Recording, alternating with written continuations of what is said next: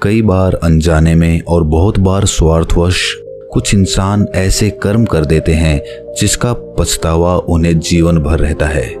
लालच और स्वार्थ से भरे हुए कर्म हो सकता है कि आपको थोड़ी देर के लिए फायदा पहुंचाए, लाभ पहुंचाए, आनंद प्रदान करें, लेकिन ऐसे कर्म करने के बाद आपका मन बोझिल होने लगता है। दूसरों को सताकर, दूसरों को दुखी करके उनसे लाभ हासिल करना आपके जीवन को सुखी नहीं बना सकता। सुखी रहने के लिए ये जरूरी है कि हम दूसरों को भी सुख पहुंचाएं, क्योंकि जिस प्रकार के कर्म हम करते हैं वही कर्म लौटकर वापस हमारी जिंदगी में आते हैं। सभी शिष्य अपने गुरु के इस उपदेश को बड़े ध्यानपूर्वक सुन रहे थे। एक शिष्य ने ये उपदेश सुनने के बाद अपने गुरु से सवाल किया कि गुरुदेव, हमारे आश्रम में बहुत सारे मच्छर हैं। जब हम रात को सोने की कोशिश करते हैं तो यही मच्छर हमें परेशान करते रहते हैं, तो मजबूरीवश इन मच्छरों को हमें मारना ही पड़ता है।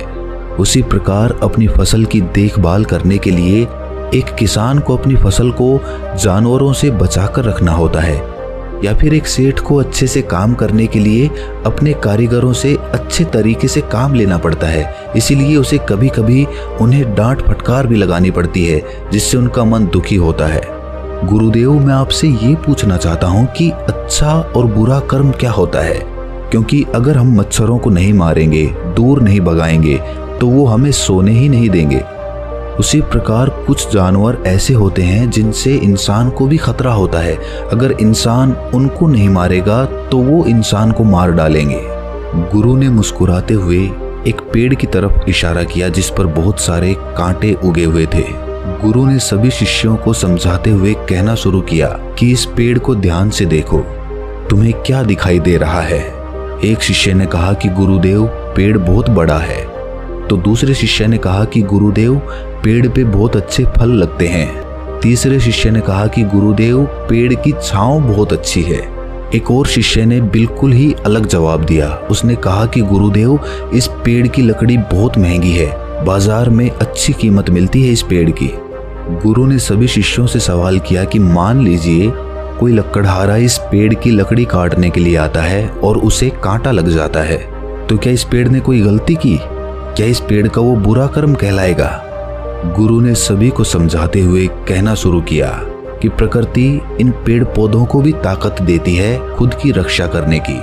ये कांटे इस पेड़ पर इसीलिए उगे हुए हैं ताकि ये अपनी रक्षा कर सके, और अगर अपनी रक्षा करते हुए ये किसी को हानि भी पहुंचा देता है तो वो बुरा कर्म कैसे हो सकता है?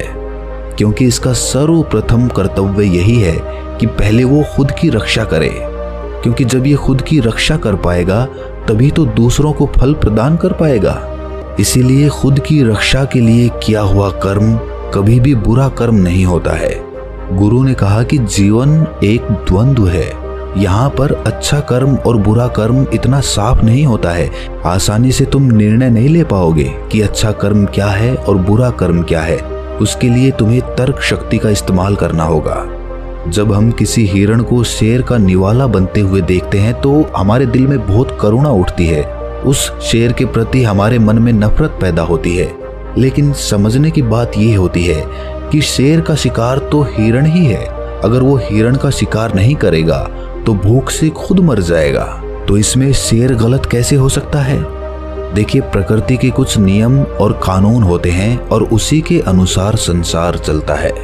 अहिंसा परमो धर्मा, ये कथन शास्त्रों में भी लिखा हुआ है और हम सब ने सुना होगा कि अहिंसा सबसे बड़ा धर्म होता है, लेकिन सिर्फ तब तक जब तक आपकी सुरक्षा की बात नहीं आती है। जहां पर आपकी सुरक्षा को खतरा होता है वहां पर इंसान को अहिंसा त्यागनी ही पड़ती है। अगर वो वहां पर भी अहिंसा अपनाएगा तो वो कायर कहलाएगा। शिष्य ने सवाल किया कि गुरुदेव, तो क्या फिर मांस खाना सही है? क्योंकि मांस भी तो हम अपनी भूख मिटाने के लिए ही खाते हैं, और अगर हम अपनी भूख नहीं मिटाएंगे तो हम तो मर जाएंगे। तो इस प्रकार तो मांस खाना भी सही हुआ। गुरु ने कहा कि एक शेर के लिए मांस खाना सही है क्योंकि उसके पास कोई दूसरा विकल्प नहीं है, लेकिन हमारे पास विकल्प होते हैं। हम सिर्फ अपने स्वाद के लिए मांस खाना पसंद करते हैं, और सिर्फ अपने स्वाद के लिए किसी असहाय प्राणी की हत्या कर देना कहाँ से उचित हो सकता है। हाँ, तुम्हारा मांस खाना सही हो सकता था अगर तुम्हारे पास दूसरा कोई विकल्प नहीं होता, लेकिन अभी तुम्हारे पास विकल्प मौजूद हैं। गुरु ने सभी शिष्यों को समझाने के लिए एक कहानी सुनानी शुरू की। गुरु ने कहा कि किसी गांव में एक चोर रहता था। चोरी करना ही उसका पेशा था। ये बात गांव में किसी को नहीं पता थी कि वो एक चोर है। एक दिन उसकी माँ बहुत बीमार हो गई। चिकित्सक ने बताया कि इसके इलाज के लिए जो दवाइयाँ चाहिए होंगी वो काफी महंगी आती है, इसीलिए तुम्हें धन की आवश्यकता होगी। उसी रात वो चोर एक अमीर सेठ के घर में चोरी करने के लिए घुस गया, लेकिन बदकिस्मती से आज उसकी चोरी पकड़ी गई। जब सेठ ने उससे पूछा कि आज तक तो तुमने कभी चोरी नहीं की, आज ऐसी क्या मजबूरी हो गई कि तुम्हें चोरी करनी पड़ रही है? फिर क्या था, उस चोर ने गिड़गिड़ाना शुरू कर दिया। हाथ जोड़कर जोर जोर से रोने लगा और रोते हुए कहने लगा कि सेठ, मेरी माँ बहुत बीमार है, अगर तुरंत उसका इलाज नहीं किया गया तो वो बच नहीं पाएगी। सेठ ने जाकर उसकी माँ का हाल जाना और उसे यकीन हो गया कि ये चोरी अपनी माँ को बचाने के लिए ही कर रहा था, इसीलिए उसने उस चोर को माफ कर दिया। गुरु ने सभी शिष्यों को समझाया कि हम सब अपने जीवन में यही तो करते हैं। गलत कर्म हम हमेशा करते रहते हैं, लेकिन जिस दिन हमारा गलत कर्म पकड़ा जाता है तो हमारे पास कोई ना कोई बहाना तैयार होता है कि इस मजबूरी में मुझे ये कर्म करना पड़ रहा है। जिस प्रकार तुमने मच्छरों को मारने की बात कही है, तुम दूसरा विकल्प भी चुन सकते थे। तुम सोते वक्त कोई मच्छरदानी प्रयोग कर सकते थे, जिससे तुम मच्छरों से बचे भी रह सकते थे और तुम्हें मच्छरों की हत्या भी नहीं करनी पड़ती। इसीलिए अगर सही तरीके से बुद्धि का प्रयोग किया जाए तो तुम्हें कभी गलत कर्म करने ही नहीं पड़ेंगे। तुम्हें हिंसा करने की जरूरत ही महसूस नहीं होगी। शेर एक जानवर होता है, उसके पास बुद्धि बल नहीं होता और ना ही उसके पास संसाधन होते हैं, इसीलिए उसकी मजबूरी हो जाती है हिरण को मार कर खाना। लेकिन हम इंसानों के पास बुद्धि बल भी होता है और संसाधन भी होते हैं, और उसके बावजूद अगर हम गलत कर्म करते हैं तो उसके लिए कोई तर्क, कोई बहाना उस गलत कर्म को अच्छे कर्म में बदल नहीं सकता है। एक सेठ अपने कारीगरों से प्रेम से भी काम ले सकता है, लेकिन अहंकारवश अपनी सत्ता को स्थापित करने के लिए वो अपने कारीगरों को डांटता और फटकारता रहता है। अपने आप को ऊंचा और उनको नीचा दिखाने का प्रयास करता रहता है, और फिर ये तर्क भी दे देता है कि मेरी मजबूरी है ये करना कौन चाहता है, मेरा तो यही कर्म है, अगर मैं इसे ही अच्छे तरीके से नहीं करूंगा तो परमात्मा बुरा मान जाएगा। गुरु ने सभी शिष्यों को समझाया कि कभी भी अपने गलत कर्म को सही साबित करने का प्रयास मत करो। ये अहंकार का रूप होता है। आपका अहंकार जो होता है वही गलत कर्म को सही साबित करना चाहता है। वो सोचता है कि मैं गलत कैसे हो सकता हूँ, और यहीं पर आप अपने अहंकार को बढ़ावा देते चले जाते हैं। अगर कोई गलती हुई है तो उसे स्वीकार करो। जब तुम किसी गलती को अपने मन से स्वीकार कर लेते हो तो तत्क्षण वो गलती भविष्य में दोहराई नहीं जाती है।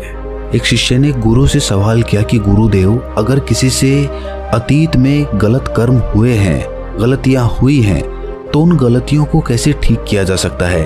कृपया इस पर प्रकाश डालें। गुरु ने कहा कि सबसे पहले तो ऐसे इंसान जो खुद की गलतियों को स्वीकार कर लेते हैं वो बहादुर होते हैं, क्योंकि हर एक इंसान अपनी गलती को स्वीकार नहीं कर पाता। और अगली बात समझने की ये होती है कि इंसान गलतियों का पुतला ही होता है। अगर इंसान गलती नहीं करेगा तो उसका विकास कैसे होगा?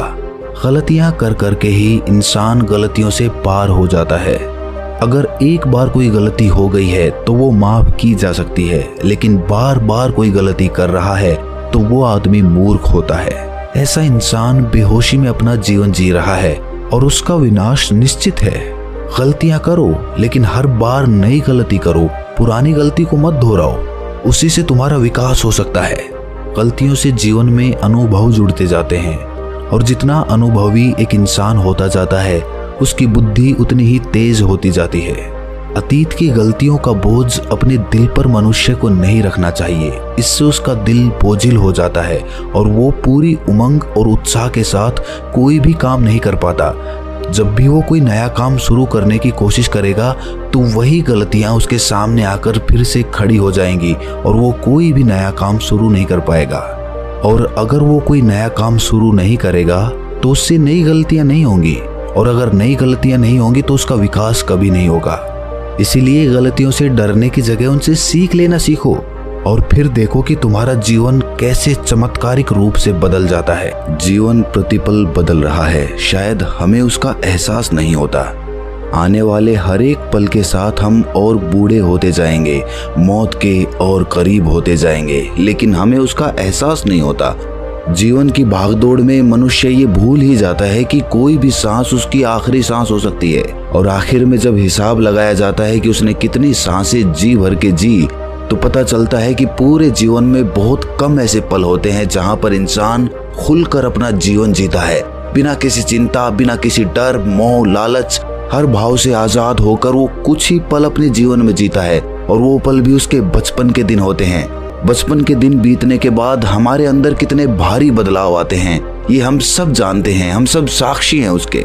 जीवन का हर एक पल मुक्त होकर जिया जा सकता है, लेकिन जरूरत होती है सही कर्मों की।